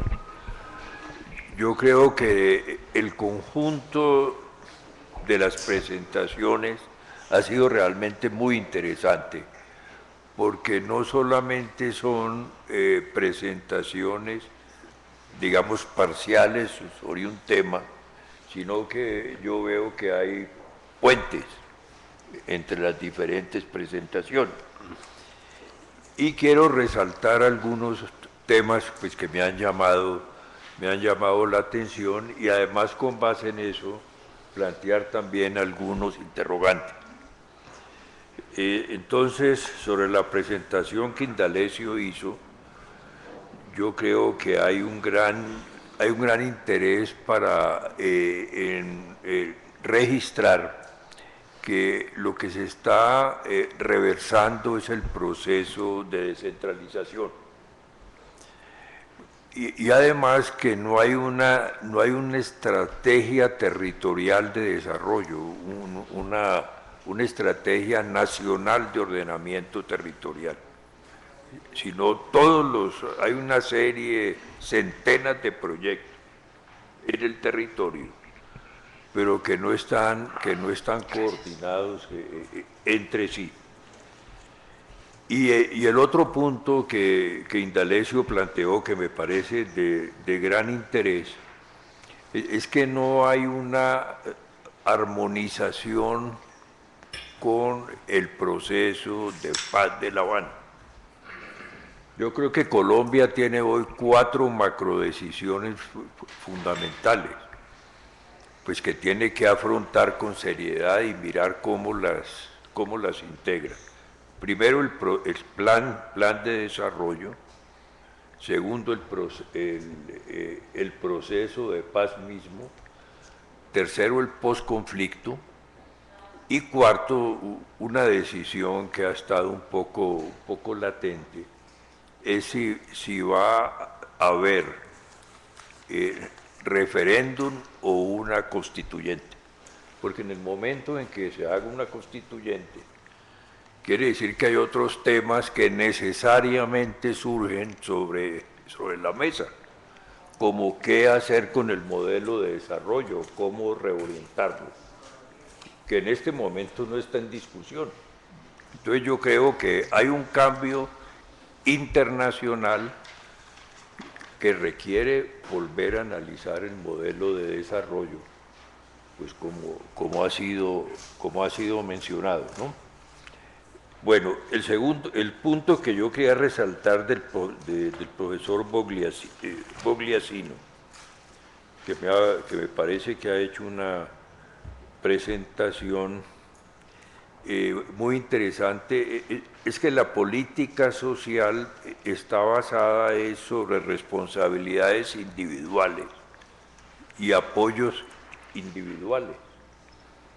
Todo el enfoque, digamos, del emprendimiento, los subsidios focalizados, pero no aparecen responsabilidades colectivas y de cooperación. Yo creo que ese punto a mí me parece muy interesante, porque no hay una visión del país, ni en el orden territorial, ni en el nacional, ni a nivel de los departamentos, ¿no? Sino es cada ciudadano tratando de resolver solo. Entonces le dice, mire, le damos este subsidio, le damos esta posibilidad de emprendimiento, le damos esta beca, como fue mencionado, o un crédito o beca, pero no hay ese enfoque, digamos, de cooperación. Un plan siempre busca cooperación, sinergia. Entonces ese punto me pareció muy interesante también. Y la otra cosa, el tercer tema es el profesor Chavarro, que a mí me parece que ha hecho también una presentación muy buena, y yo quería resaltar el punto de que, siendo la prioridad de los acuerdos de La Habana el problema agrario, todas las señales que uno ve son en el sentido contrario, ¿no? Por ejemplo, lo que se mencionó, digamos, de los baldíos. Los baldíos en Colombia se han manejado es como la plata de bolsillo para resolver problemas políticos desde el siglo XIX, ¿no? Cuando se redistribuyeron los baldíos para pagar deudas de las guerras o para premiar coroneles que habían participado en una guerra civil. Entonces, por ejemplo, ese punto a mí me parece me parece un problema, un tema fundamental. Debe haber una veeduría ciudadana, mecanismos que puedan hacerle un seguimiento a los baldíos, ¿no? Entonces, quiero resaltar, entre otros, ese tema. Y del profesor Marco Msaglia, yo creo que él ha traído un punto que me parece fundamental, es la sostenibilidad, en el sentido de que por la política que se ha tenido durante los últimos 25 años, el sector real de la economía pues ha sido vulnerado totalmente, la industria y la agricultura, y eso es lo que lleva a que el desequilibrio comercial, no en cuenta corriente, sea 6% del PIB. Y según un análisis que hizo Eduardo Sarmiento, podía llegar al 7% del PIB. Entonces ningún país aguanta, digamos, un desequilibrio comercial como ese, que tiene que ser compensado con los movimientos de capital, que hoy son los movimientos más politizados. En cualquier momento una calificadora de riesgo puede decir, ese país se está manejando mal, allá hay unos políticos que hacen esto, y entonces los inversionistas se van para otro lado, como ha sucedido. Entonces ese tema, y me llamó la atención el cálculo que se hizo, cuánto tendría que subir las exportaciones no petroleras, de 9% al 14%, y uno no ve que se estén creando los instrumentos ni las políticas para decir, mire, fortalezcamos la industria.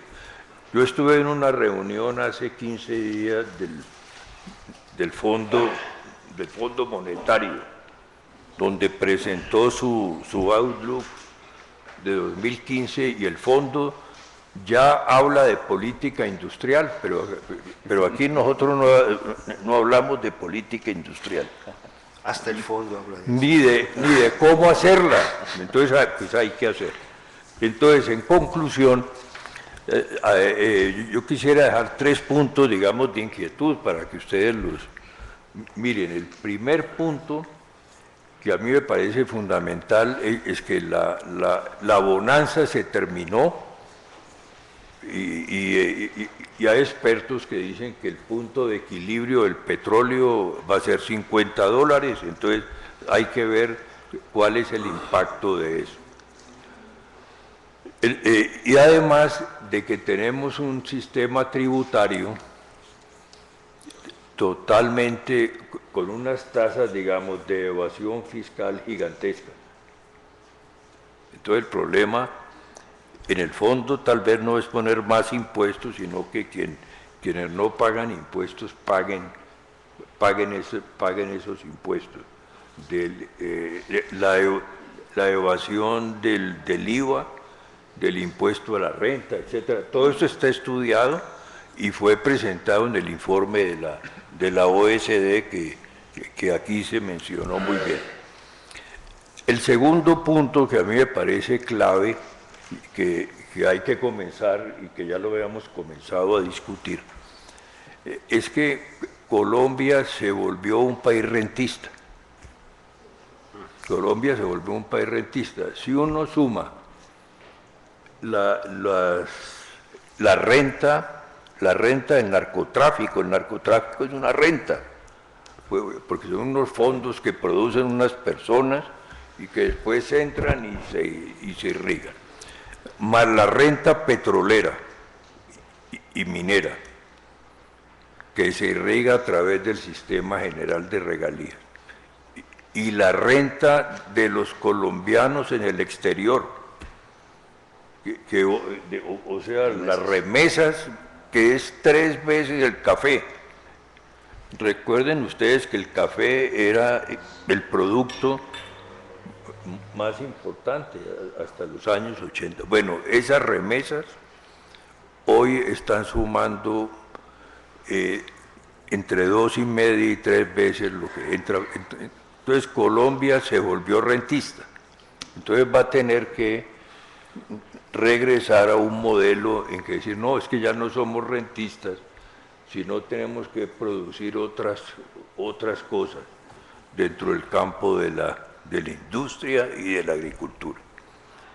Y finalmente, un tema que es de orden institucional y político, que a mí me parece también fundamental y que Indalecio lo mencionó, y es la situación que nosotros tenemos, se ha creado un pacto social con base en acuerdos de minorías, pero no con base en la ciudadanía, que es el concepto, digamos, republicano.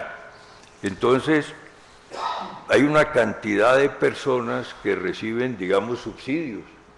Se mencionó Familias en Acción, 2,5 millones de familias, ¿no?, que reciben, digamos, subsidios, y eso es lo que ayuda a mantener el clientelismo. O sea, esas personas no reciben su subsidio porque son ciudadanos colombianos que no requerirían procesos esos procesos políticos de intermediación, sino deben recibirlo por ser ciudadanos.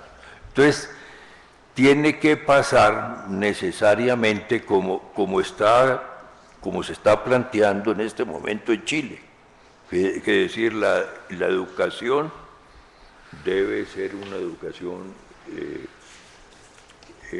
general, universal, el concepto de universalidad del servicio, que le quita ya piso, digamos, al clientelismo. O sea, la persona recibe su educación o su salud porque es ciudadano y no porque está mediatizado por un politiquero. Entonces, yo creo que ese es un punto que a mí me parece que hay que entrar a discutir, porque es la idea de la ciudadanía frente al comunitarismo. Nosotros hemos estado muchos años, pues, en el comunitarismo que acumuló todo ese tipo, digamos, de subsidios, ¿no? Y además que evitó que quienes debían pagar impuestos pagaran impuestos, porque teníamos unos precios internacionales del petróleo altos que no vamos a tener. Entonces yo quiero dejar esos puntos, digamos, de reflexión y felicitarlos de nuevo por la muy interesante presentación individual y colectiva, ¿no?, que me parece muy clave.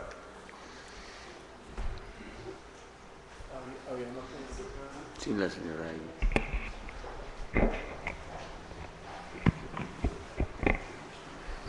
Bueno, sí me han parecido interesantes las intervenciones y los indicadores que se mostraron al final es lo que nos está demostrando el fracaso y la agudización, digamos, de la problemática en el país y en América Latina y en Sudamérica y también en el África. Entonces me parece que un punto fundamental es retomarlo del modelo neoliberal, ¿sí?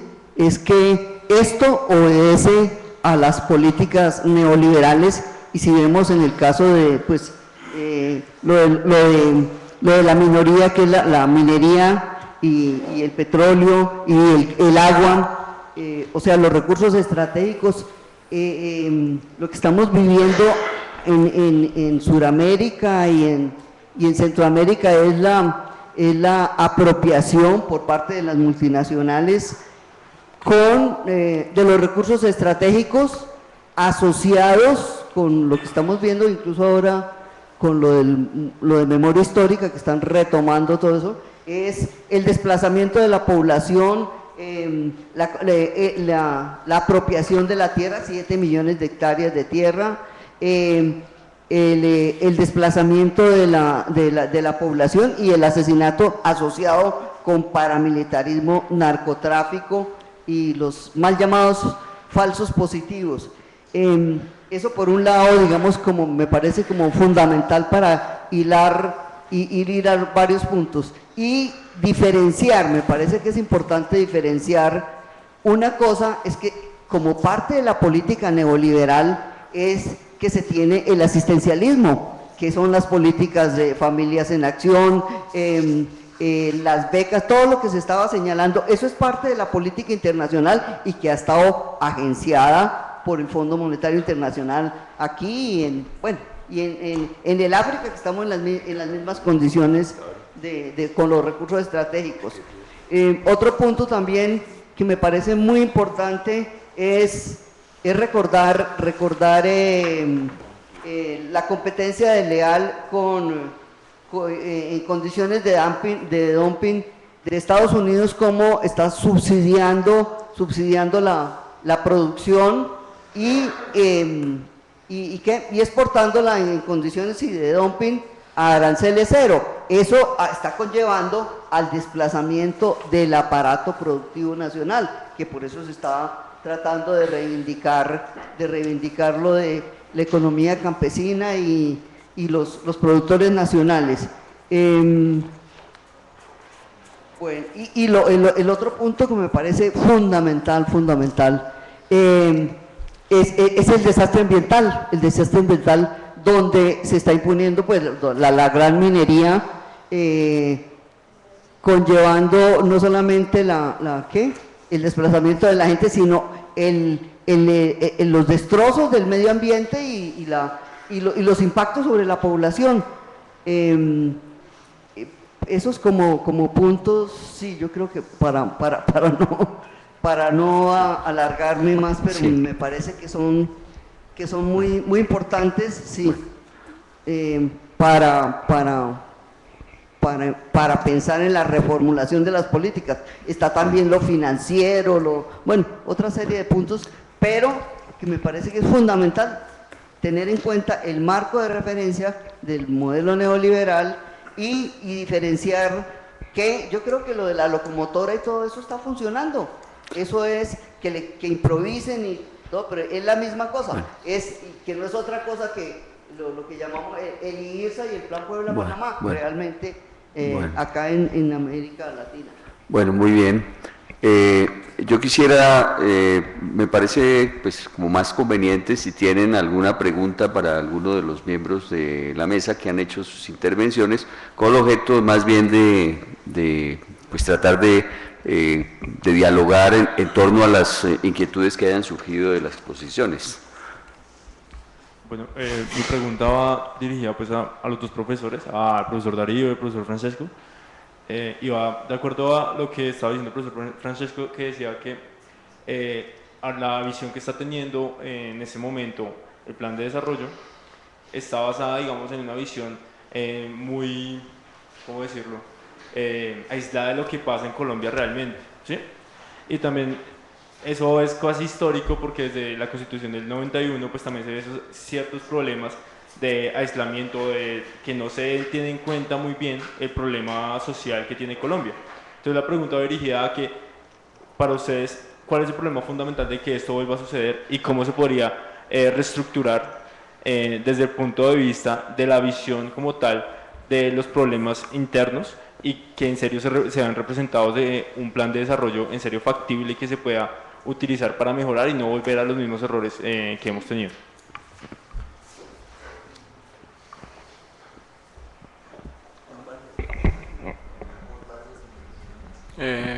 No sé cómo prefieran hacer.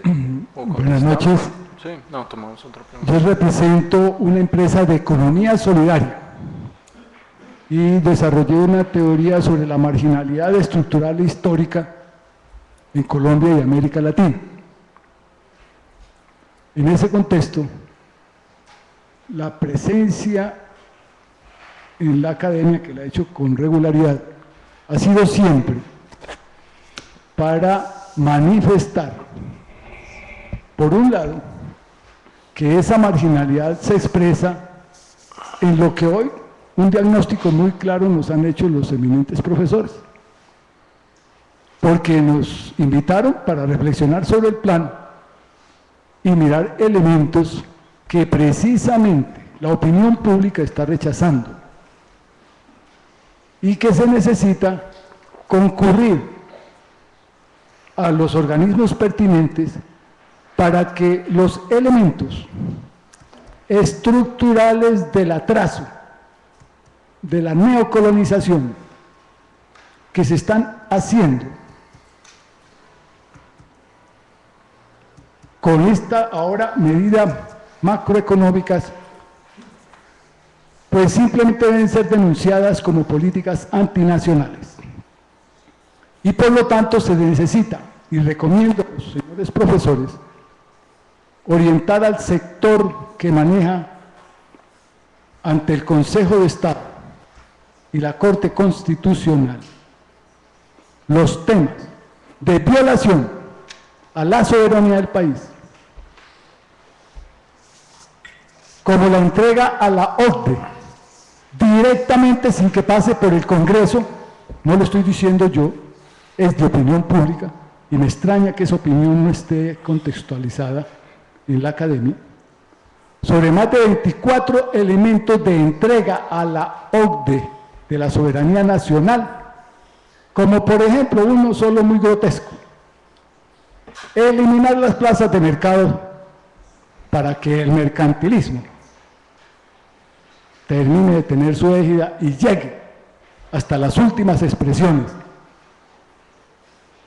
En ese contexto, sí quisiera, porque es responsabilidad de ciudadanos, dirigentes, élites intelectuales y educadoras y formadoras de una juventud, que les señalemos.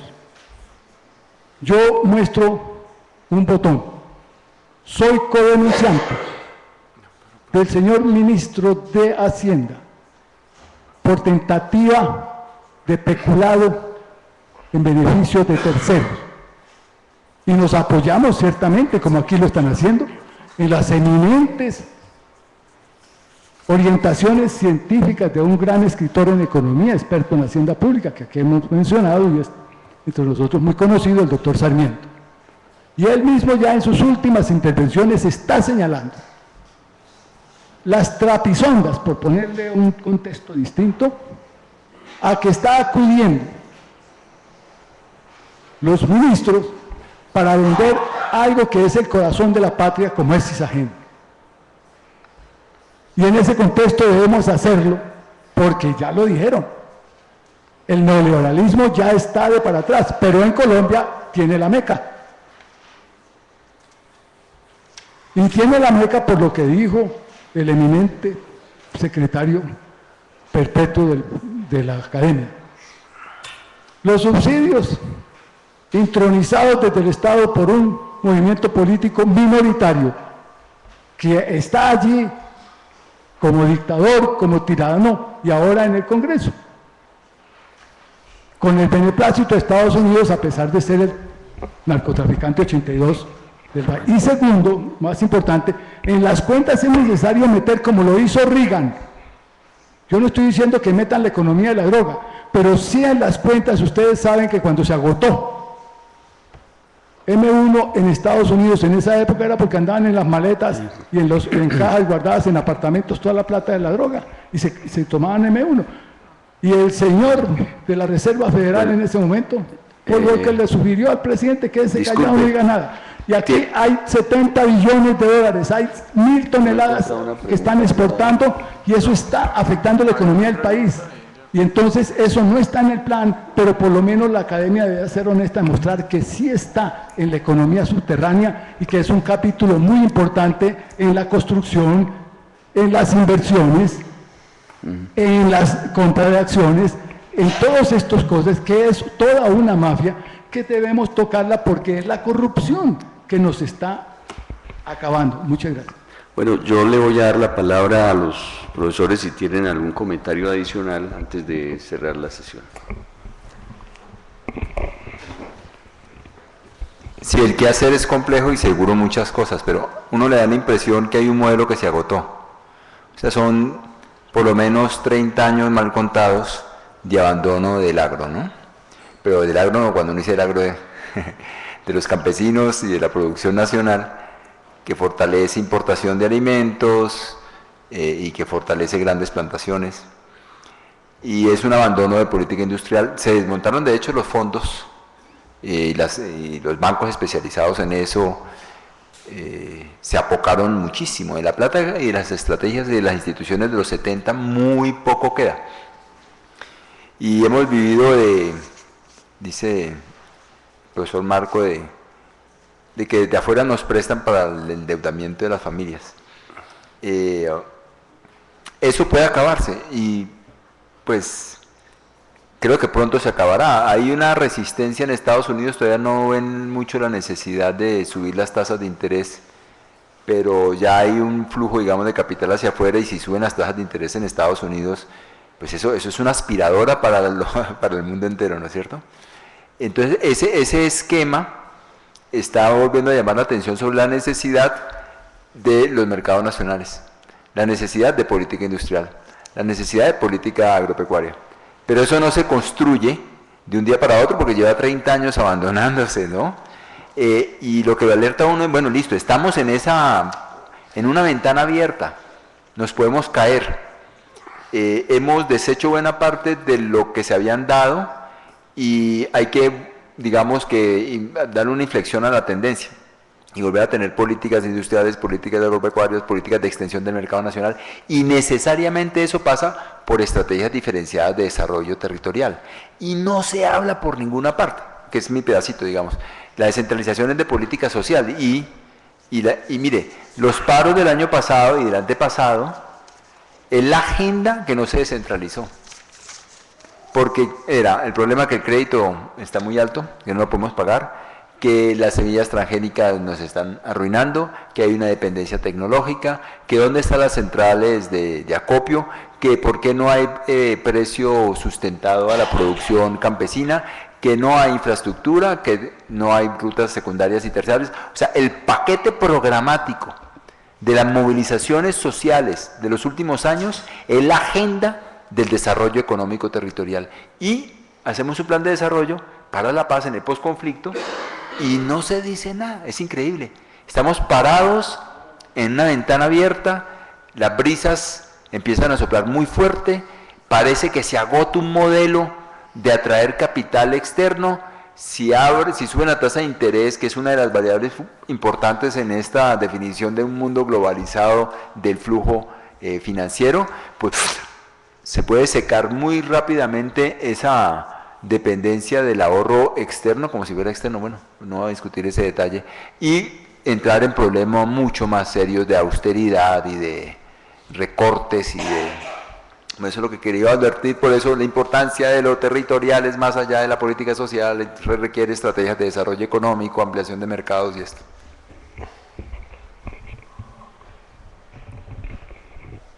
Bueno, no creo que quede mucho tiempo, pero habría muchas cosas que decir.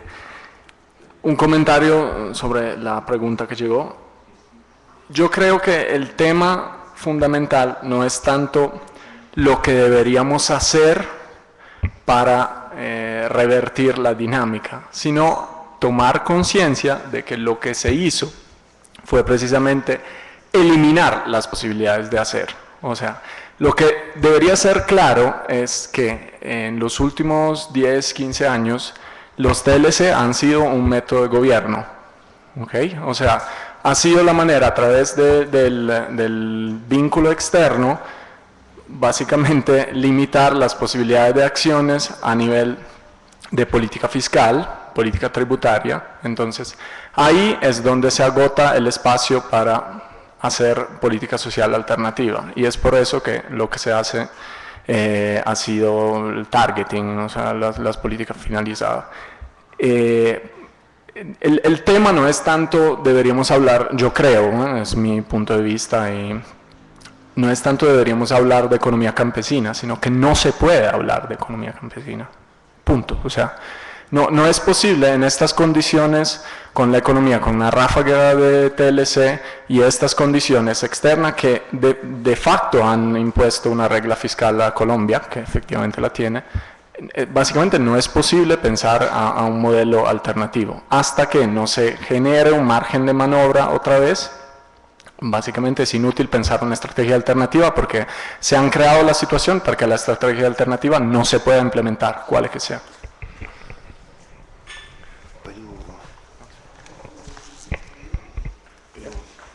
Una pequeña observación. Gracias. Muy rápidamente, solamente para decir que me impactó mucho, en un sentido muy positivo, lo que dijo el profesor Reveis sobre ciudadanía versus comunitarismo y creación de recursos versus renta. Me parecen esas dos categorías interpretativas muy importantes. Yo no sé, les digo la verdad, qué hay que hacer. Además tengo muchísimo respeto por las historias nacionales. Yo no soy colombiano, estoy intentando entender este país, etcétera, etcétera. Entonces creo que hay personas en una posición mucho intelectual, mucho mejor que la mía para decir lo que hay que hacer. Lo único que quiero decir es que si estas grandes categorías interpretativas, renta versus creación de recursos, ciudadanía versus comunitarismo, son muy importantes.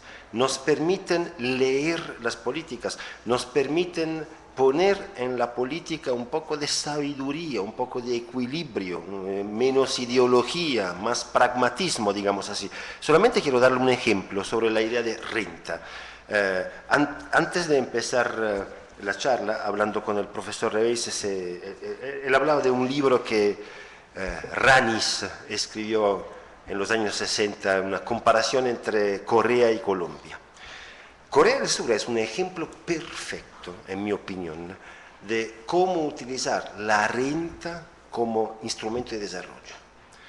Un par de ejemplos. Ponían aranceles sobre las importaciones de varios productos. Aranceles temporáneos, digamos, un arancel sobre la importación de bicicletas por 5 años. De esa forma, el gobierno está creando una renta. Le está haciendo un grande favor al productor local de bicicletas. El pacto social era lo siguiente. Yo gobierno, era un gobierno fuerte, ni siquiera se trataba de una democracia en los años 60 en Corea del Sur. Yo te estoy regalando una renta, pero no es un regalo en cambio de la nada. En cambio, tú tienes que exportar más. Hay criterios de performance. Si tú no logras satisfacer esos criterios, te quito el arancel. Otro ejemplo, Surcorea en esos años. Subsidiaban la tasa de interés que se ganaban los bancos. O sea, otra vez le regalaban una renta a los bancos. En cambio, los bancos tenían que abrir, digamos, en lugares, en el campo, en lugares periféricos del país, digamos, para desarrollar la creación del ahorro. O sea, una renta siempre se puede utilizar como pacto social. A mí me parece esa la esencia profunda de una política de desarrollo. Eliminar las rentas es muy complicado, prácticamente. El punto es cómo utilizar una renta. Y es una forma, digamos, de pensar las políticas públicas y las políticas económicas en Colombia. Bueno, muy bien, yo creo que muchas gracias a los asistentes, a los colegas que estuvieron acá, y les recuerdo, quienes tengan interés en conocer con más detalle estos análisis, los invitamos para que nos acompañen el miércoles de la próxima semana entre las 9 y las 12 o 1 de la tarde en el auditorio principal de la facultad. Buenas noches. Buenas noches. Muy bien. Bueno, fíjate, esto Entonces, hasta luego. Beethoven, entonces lo charlamos, ¿no? No, muy interesante esta reflexión que nos han hecho.